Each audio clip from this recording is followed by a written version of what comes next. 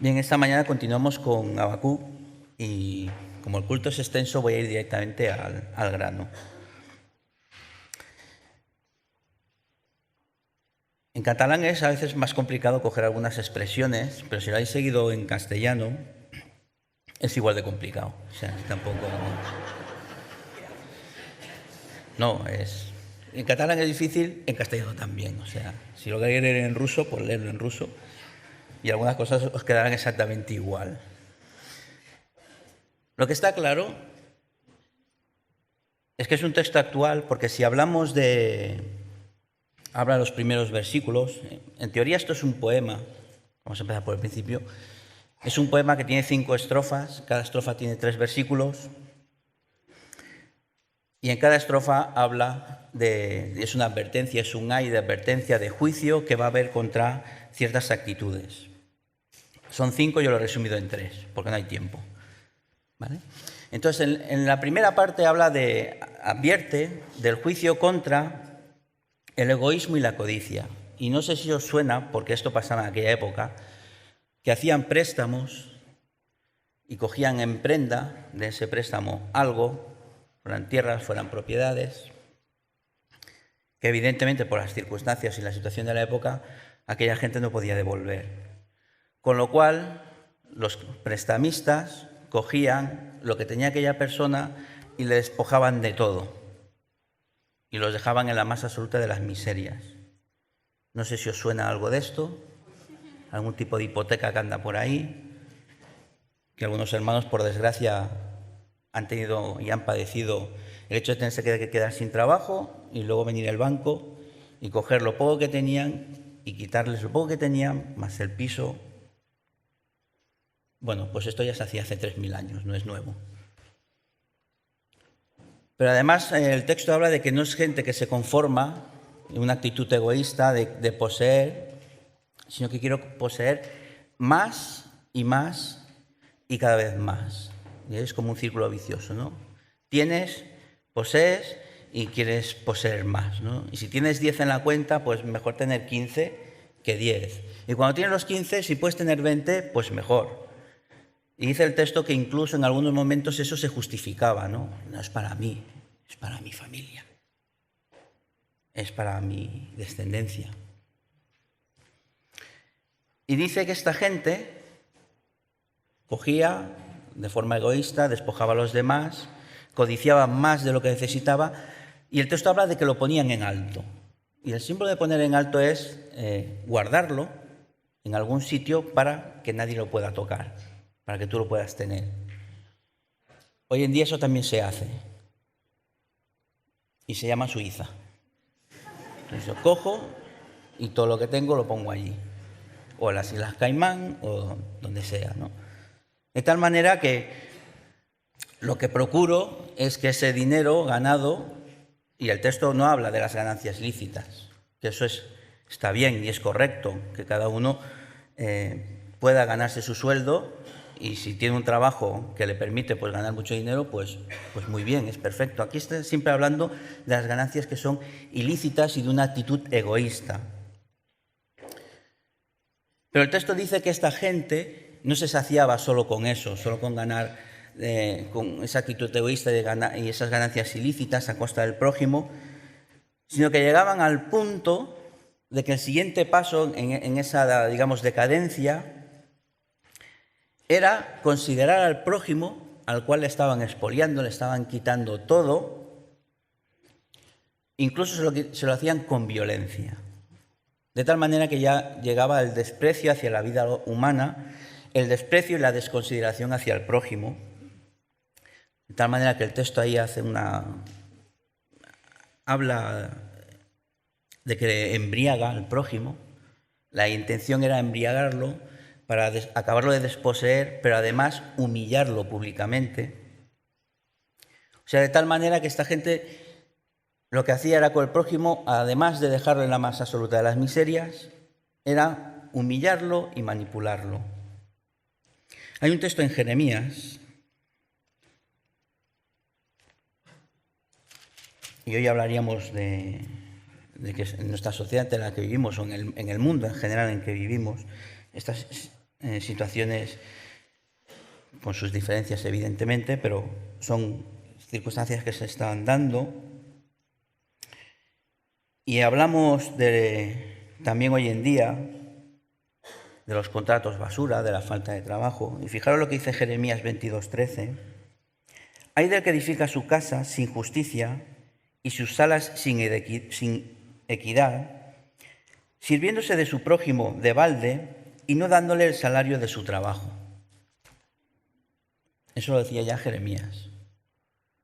Por desgracia es la situación que hoy muchos creyentes, muchos hermanos y mucha gente está pasando.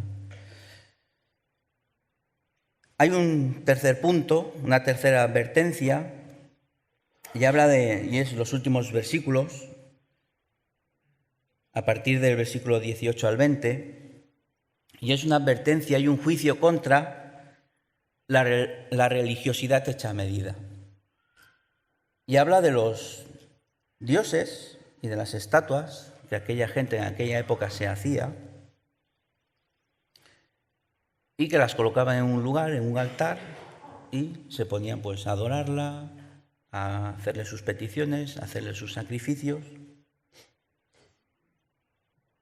Y dice, hay del que dice al palo que él ha hecho, una figura que ha tallado: despiértate, y a la piedra muda, levántate. ¿Podrá él enseñar? He aquí está cubierto de oro y plata, dice, y no hay espíritu dentro de él. Semana Santa, por poner un ejemplo, ¿no? Pero es igual, vayamos donde vayamos, cada país, cada religión tiene sus estatuas, sus esculturas hechas de piedra, donde los hombres vuelcan sus deseos, sus anhelos, sus peticiones, pero Dios ya le dice que en eso no hay espíritu. Y si no hay espíritu, por lo tanto, no hay vida. Y evidentemente no les va a responder.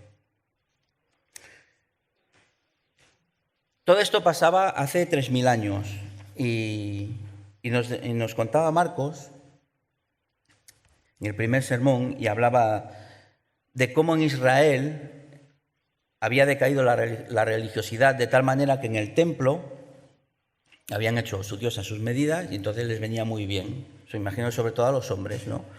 Porque había la prostitución ritual. Entonces iban al templo y, bueno, en honor a algún dios, pues fantástico, pues hacían lo que hacían, ¿no? Pero bueno, aparte de eso, cuando Josías impone otra vez de nuevo la ley, restaura el templo, hace toda la limpieza, dice que sacó de dentro ídolos y, bueno, el pueblo de Israel era un coleccionista, un amante de las colecciones de ídolos y prácticas religiosas de todo tipo y de toda índole, ¿no? A pesar de que Dios les había dicho que no hiciesen imagen y que solo existía un único Dios. Pero ellos iban y cuando invadían a un pueblo que tenía otra cultura diferente y otra forma de ver y de entender la religiosidad, de entender a Dios, se lo traían. Y cuando eran invadidos, entonces se quedaban con la cultura de ellos. Un desastre total. Esa es la situación del pueblo de Israel en aquel entonces, y que tampoco es muy, muy distinta de la que vivimos hoy en día. Ahora la pregunta es, ¿por qué hay tan poca diferencia entre lo que vivía el pueblo de Israel, las circunstancias del pueblo de Israel, y lo que vivimos nosotros hoy en día en nuestra sociedad? ¿Por qué? No es pregunta retórica. Clase bíblica, final de escuela bíblica, pregunta, ¿por qué? Por la condición humana. ¿Y cuál es esa condición humana? El hombre es pecador. Ruth siempre en primera línea. El hombre es pecador. Y los pecados son exactamente los mismos. El egoísmo, la codicia, la falta de respeto al prójimo, la falta de centrarnos en el Dios verdadero.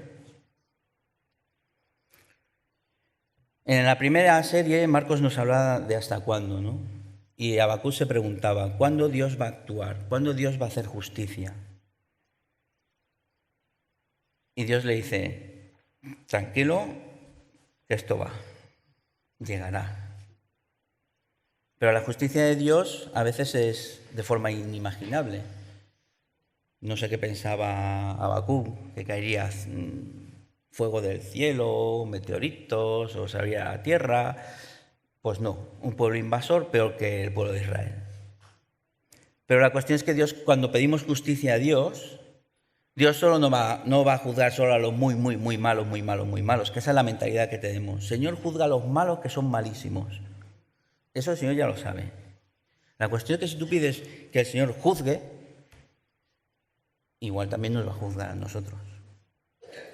Entonces tenemos que saber lo que pedimos y cómo lo pedimos. Andreu en el sermón del domingo pasado hablaba de que Dios le dice, tranquilo, confía, espera, ten fe en mí. Y ahora a Habacuc, Dios le da la respuesta y le dice, en esta forma de poesía, tú estate tranquilo porque yo, Dios, estoy al control. Sé lo que pasa y sé lo que voy a hacer. Yo estoy al control, aunque a ti te parezca que no. Yo estoy detrás. Y si os fijáis, el versículo 14 para mí es el versículo clave de este trocito de texto. Dice, yo estoy al control porque al final la tierra será llena del conocimiento de la gloria de Jehová, como las aguas cubren el mar. Tú no te preocupes, Habacuc. Al final todos sabrán quién es tu Dios. Y es que el tempo de Dios no es el nuestro. Me gusta mucho la palabra esta del tempo, italiana. Imagino. ¿Sabéis que el tempo, pues los allegro, esto, los pianos, tranquilo, ¿no? Y es que dentro del mismo tiempo las cosas pueden suceder a una velocidad distinta. Mismo tiempo, pues las cosas pueden ir despacito o las cosas pueden ir más rápido. Y el tempo de Dios es completamente diferente al nuestro. También porque somos muy dados a que las cosas me van bien, Señor, esto que vaya despacio. Tranquilo, que la cosa me va muy bien, entonces vamos a disfrutar del tiempo.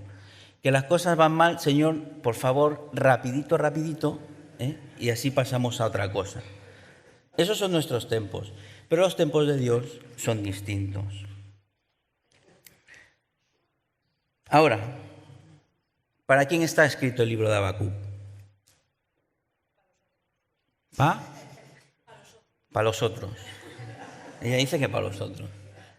¿Para quién estaba escrito? Para Israel, que eran los otros. ¿Vale? ¿Está bien? Era el pueblo de Dios. Muy bien. ¿Nosotros qué somos? Los otros. El otro pueblo de Dios. O sea que algo nos tiene que tocar por algún sitio. ¿Vale? Ahora, como pueblo de Dios, ¿qué podemos hacer mientras no llega este texto profético de que la tierra será llena de la gloria de Dios? Marcos, nuestro Marcos, el evangelista, capítulo 1, los versículos 14 y 15, dice, después que Juan fue encarcelado, vino Jesús a Galilea predicando el evangelio del reino de Dios, diciendo, el tiempo se ha cumplido y el reino de Dios se ha acercado. Arrepentíos y creed en el evangelio. El reino de Dios se ha acercado. O sea que, de algún modo, de alguna forma, nosotros podemos empezar a manifestar el reino de Dios en la tierra. Sabemos que desde nuestra posición, de nuestra vivencia, pues a lo mejor es cierto que poco podemos hacer para cambiar este mundo. No somos presidentes de gobierno, igual económicamente pues vamos tirando con lo que podemos, por lo cual tampoco podemos presionar al gobierno, pero sí que podemos hacer cosas a nuestra escala, donde nosotros nos movemos, donde nosotros nos manifestamos, donde nosotros vivimos nuestras experiencias. Nosotros podemos cambiar nuestro pequeño mundo que nos rodea. Y a veces los pequeños cambios luego pueden llevar a otros mayores. ¿Qué podemos hacer? Porque ya sabemos que los malos son muy malos. Pues bueno, no podemos hacer nada. El Señor en su momento juzgará. Pero lo que sí podemos hacer, frente al egoísmo de este mundo, podemos tener una actitud no centrada en nosotros mismos. Podemos demostrar que se puede vivir y se puede vivir la vida cristiana sin estar pendiente de uno mismo constantemente. Mira qué soy, mira qué guapo soy, qué majo soy y qué estupendo estoy. Tenemos que hacer un examen de qué es lo que motiva nuestras acciones. Las cosas que hacemos, ¿por qué las hacemos? Muchas veces hay motivos encubiertos y esos motivos encubiertos son para nuestra propia satisfacción. Yo hago esto porque tal y cual, y en el fondo haces eso porque tú quieres hacerlo, porque a ti te beneficia, porque a ti te va bien, porque a ti. Cuando hago cosas por mi familia, ¿por qué las hago? Las puedo hacer por el bien de la familia o las puedo hacer siempre, al final, porque a mí me interesa. Porque al final yo soy uno de los mayores beneficiados. Vamos a llevar a mis hijos a por aventura. ¿Por qué? Porque a mí me gusta. Papá, ¿por qué volvemos? Porque a mí me gusta. No, para que lo paséis bien. No, es que a mí me gusta. Es un ejemplo tonto, pero valga para examinar, ¿no? ¿Cuáles son nuestras motivaciones a la hora de hacer las cosas? Pero lo mismo pasa en la iglesia. ¿Por qué hago lo que hago? Yo puedo estar dando clase en la escuela dominical con los niños porque así me ahorro de tener que ir a la clase del otro que... O puedo dar clase de música porque así no estoy a la predicación. ¿Cuáles son mis motivaciones? Frente al egoísmo, una actitud no centrada en uno mismo. Frente al desprecio del prójimo, frente a esa actitud de dejarlo abandonado, de no preocuparse por sus necesidades, pues una actitud altruista. Jesús en Mateo 5, dice en los versículos 43 y 44, y lo dice Jesús: oísteis que fue dicho, amarás a tu prójimo y aborrecerás a tu enemigo. Entre comillas, fácil, ¿vale? El prójimo, bueno, si lo necesita, le ayudo, tal. Al enemigo pues, como dicen, ni agua, ¿no? Pero dice Jesús: amad a vuestros enemigos, bendecid a los que os maldicen, haced bien a los que os aborrecen y orad por los que os ultrajan y os persiguen. Y aquí viene la diferencia. Este es el versículo que marca la diferencia entre una persona que es creyente y una persona que le da igual quién está a su lado, sus problemas, sus necesidades. Esa es la diferencia. Claro, esto no es fácil. Esto de decirlo es muy fácil. Esto hay que hacerlo, ya está. Luego hay que ponerse en el día al día, en el compañero de trabajo puñetero, que está todo el día tocándote las narices, o en el jefe que es como es, o en los trabajadores que son unos vagos, o en el vecino que no me deja dormir muchas noches. hay que ponerse, ¿no?, en esa dinámica, en esa piel, y eso no es fácil. Pero si queremos cambiar nuestro pequeño mundo, son las cosas que tenemos que hacer. Y por último, frente a la religiosidad, pues una actitud sincera delante de Dios y una relación personal y verdadera. Nosotros tenemos la suerte, ¿no?, de que conocemos quién es nuestro Dios, tenemos la suerte de que podemos tener una relación personal íntima con Él. Solo nos falta trabajarla, solo nos falta profundizar en ella.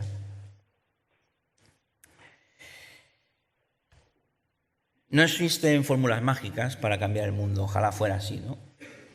Una especie de conjuro de Harry Potter, pum, con la varita mágica y que todo pudiese cambiar. No es así, ¿no? Para que el mundo cambie, ¿quién tiene que cambiar? ¿Qué ha dicho? ¿Nosotros? ¿Quién tiene que cambiar? Yo. Los otros. De los otros. Otro dice yo. Muy bien, pero tenemos que cambiar todo, si no, tienen que cambiar las personas. Entonces, para que cambien las personas, ¿qué tiene que pasar? Escuela bíblica, preguntas. Ir a la escuela bíblica. Si queremos que las personas cambien, las personas tienen que conocer a Dios. Si no, no van a cambiar. Y si no cambian ellos, no cambiará el mundo. Nosotros podemos hacer nuestra labor, que es en nuestro pequeñito mundo, intentar que en ese pequeño mundo las cosas cambien. Y va a depender de la actitud que nosotros tengamos. Esta mañana he leído en el Maná la Biblia bestseller en Noruega, en 2012. Esto yo lo tengo que comprobar. Esta fuente no sé yo. Pero si es así, es porque algo está cambiando, porque seguramente alguien, imagino quiénes en Noruega están haciendo algo. Están haciendo algo para que eso sea posible. Entonces, a lo mejor no podemos hacer grandes cosas a nivel mundial, pero sí podemos hacer grandes cosas en nuestra pequeña familia, en nuestro entorno, cosas que demuestren a los que están fuera que el mundo puede cambiar, pero que solo es posible cambiar el mundo si conocemos y entendemos quién es Dios y qué es lo que quiere para cada uno de nosotros. Que el Señor nos bendiga.